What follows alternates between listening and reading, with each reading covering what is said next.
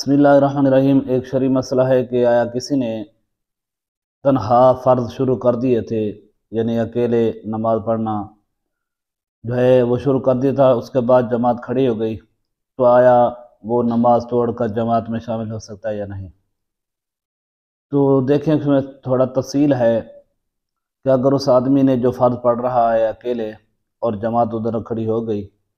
تو دیکھا جائے گا کہ آیا اس نے پہلی رکعت کا سجدہ کیا یا نہیں۔ اگر پہلی رکعت کا سجدہ بھی نہیں کیا، ابھی اس نے تکبیر تحریمہ کہی تھی، پہلی رکعت ابھی شروع تھی، سجدہ نہیں کیا تھا، تو جماعت کھڑی ہو جائے تو یہ نماز توڑ کر ایک طرف سلام پھیر کے اب جماعت میں شامل ہو سکتا ہے، خواہ کوئی بھی نماز ہو، فجر، ظہر، عصر وغیرہ کوئی بھی نماز ہو۔ لیکن اگر پہلی رکعت کا سجدہ کر لیا تھا تو پھر دیکھا جائے گا کہ اب نماز کون سی ہے، کون سے وقت کی فرض پڑھ رہا ہے۔ تو اگر فجر کی نماز ہو یا مغرب کی نماز ہو تو پھر بھی وہی حکم ہے کہ ایک رکعت ابھی پڑھ لی ہے یعنی سجدہ کر لیا ہے تو ایک طرف سلام پھیر کے وہ جماعت میں شامل ہو سکتا ہے۔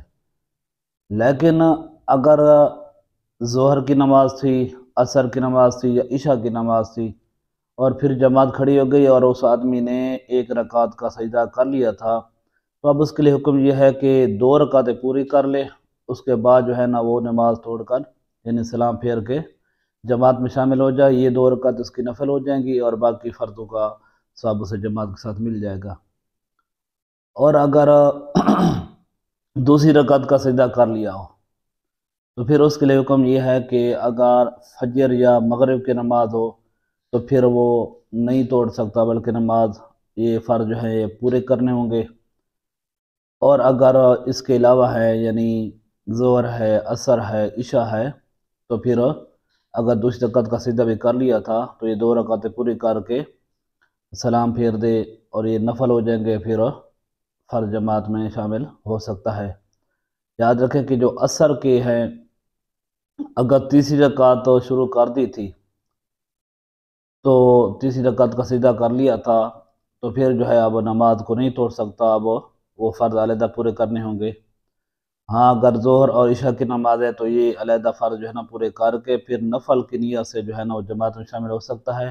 لیکن اگر عصر کے ہیں